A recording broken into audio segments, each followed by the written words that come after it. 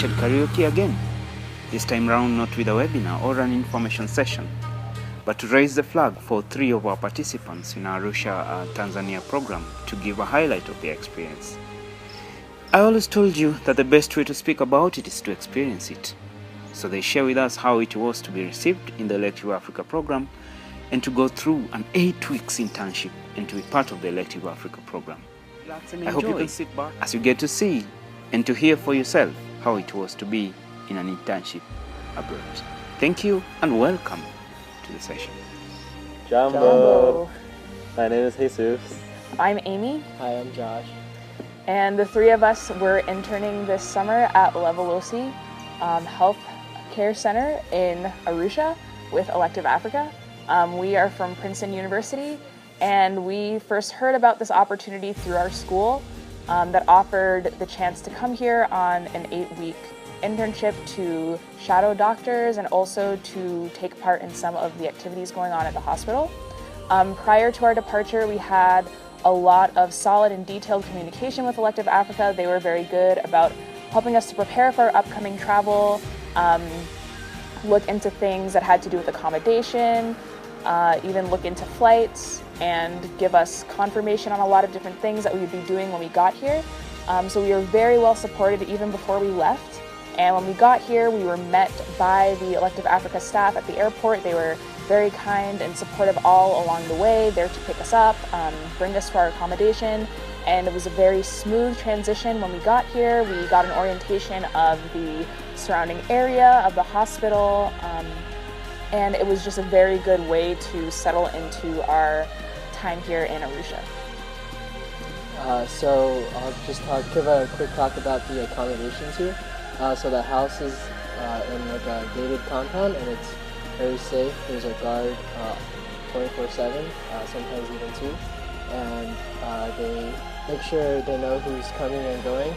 And they also take care of the garden, which is very nice. It's a great place to study and hang out. And there's also a small gym in the apartment next door, so if you're into that, you can go there. And our accommodation, sometimes we had some issue with the water or electricity, but our local coordinator, Gideon, he was always great about being always readily available. Whenever we call him, he'd respond right away, and he'd come to our help. So, being in Arusha, that means there's a lot of things to do because it's a very touristy city. One place that we went to, for example, is Cultural Heritage. It's a big museum place. They have a lot of paintings. They also have a gift shop where you can buy lots of things. If you're into getting Tanzanite, they have Tanzanite there, and Tanzanite experience. We also went to Kisongo. We met a chef at the hospital whose sons we circumcised, and he invited us to eat at the Masai Gallery restaurant. And we'd go there sometimes to go eat. The food is really delicious. And sometimes we'd go to the orphanage called Fruitful in Machumba. And at the orphanage you see a bunch of kids there, some that stay at their accommodations, and some that go back with other volunteers that house them. Aside from that, you can also go on a safari trip. Josh and I went to Serengeti and Ngorongoro for 3 days and 2 nights, whereas Amy went to Tarangire for a day. At the safaris you can see a lot of animals. Like Josh and I saw a lot of lions at Ngorongoro crater. We saw a lot of gazelles, tophies. We saw a cheetah. I saw a rhino very far away. Unfortunately we didn't see a leopard, but you could be lucky to see a leopard when you go on your safari trip. Amy saw a lot of elephants, big and small. Yeah, so there really are a lot of great things to do, and obviously one of the main goals of the trip is to be able to work at the hospital and just spend time there with the doctors. And so at the hospital we were each sort of in different departments for the duration of our time. I was mainly in the outpatient clinic, and so while there I had the opportunity to shadow doctors. One of my main tasks was to work as a scribe, so I was recording a lot of patient information, a lot about the cases, and just trying to keep records because that's very important in the healthcare system here. So I did a lot of that, but in doing that I was also able to observe a lot of how the cases were dealt with by doctors. Personally, when I was an outpatient, just because of the season, we saw a lot of upper respiratory tract infections in children. Also had the opportunity to see a lot of interesting skin diseases and cases. And every once in a while we would have some very sort of complicated cases that needed referral. Saw a case of paralysis at one time. Other cases would involve complications with maybe pregnancy. So there's just a wide, diverse opportunity and array of things to see, no matter what department you are in. And thankfully, I had the chance to see a lot of different things in the outpatient clinic. Jesus and I, we spent the whole time in what's called the minor theater, which is a procedure room for a lot of small procedures, such as circumcisions, suturing, a lot of wound dressing, and we got to see a variety of somewhat emergent cases or even cases that have been left for a long time that required some medical attention. And being a relatively long internship of 8 weeks, we had an opportunity to learn a lot, and the doctors of the minor theater, mainly Dr. Jonas and Dr. Boney, they do a good job of teaching everyone, all the interns, various skills and giving everyone an opportunity to learn and assist. And I think the most rewarding part was being there for so long, the doctors began to trust me and Jesus a little more, and they give us more responsibilities like teaching the other interns. So. Being in the hospital, especially in the minor theater, we learned that supplies can be very scarce. Sometimes they have to make do with what they have that might not be very sanitary, but they do their best. They have a way of cleaning things with using chlorine water, soap water, and then putting it in an autoclave. We also learned that a lot of patients are very poor and don't want to pay, and they're not very educated in self-treatment, and that's how you have to treat so many abscesses. And most of these things in the States wouldn't be as bad because people have first aid kits and know at least some medical treatment care. And here, that's not really a thing.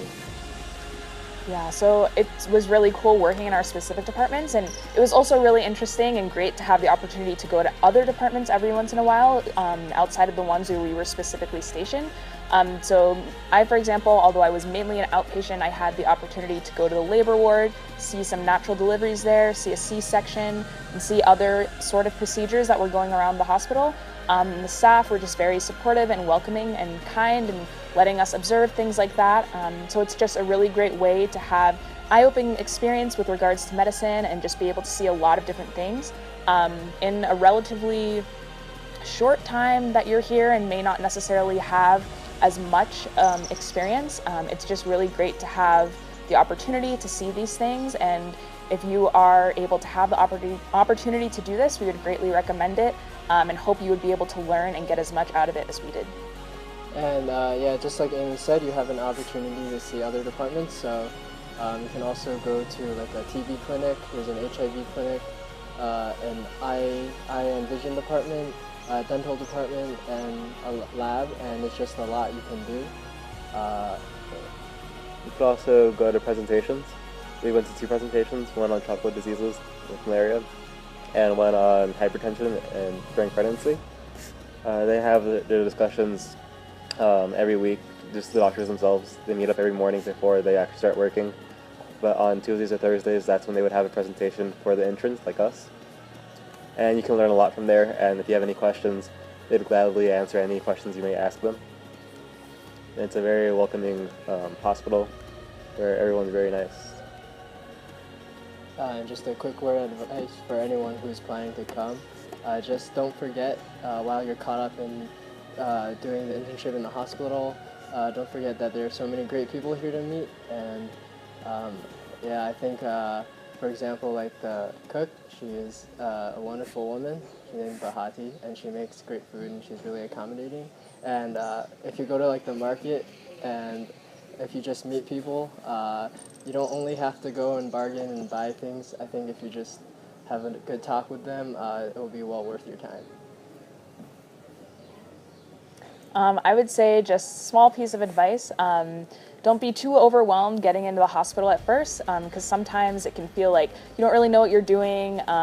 You sort of have to find your feet a little bit at first, and it may take a week or so to begin to get acclimated to things that are going on. So just sort of wait it out and try your best to learn where you can. If possible, maybe for the first few weeks, try to find other interns who are there who sort of know the place a little bit and can help you to get your bearings. But after that, the process becomes much smoother and you're really able to find a place to fit in. And at that point, you really begin to learn a lot. A couple pieces of advice. I would recommend bringing gloves from back home because gloves are very scarce here. But aside from that, there's a saying they say here called pole pole, where they take things very slowly here, and it's really relaxed and laid back. And I would say you shouldn't be afraid to step out of your comfort zone to do things that you aren't very comfortable doing with. And like going on the dalas or doing something a doctor wants you to do, but to your own like comfort level. You don't want to go too far out. And you shouldn't be afraid to go out to different new places. So we just wanted to thank all the people who helped us make this trip possible. Like Louisa, the director for the International Internship Program at Princeton, and also all the Elective Africa staff that was really helpful answering our questions, making sure we were comfortable and safe. Gideon, who's our local guy, he's also my kaka, which is brother, and so he. And Richard, who comes from Nairobi, all the way from Nairobi to see us, and Paris, and Christabel and Grace, and everyone there. Kwaheri.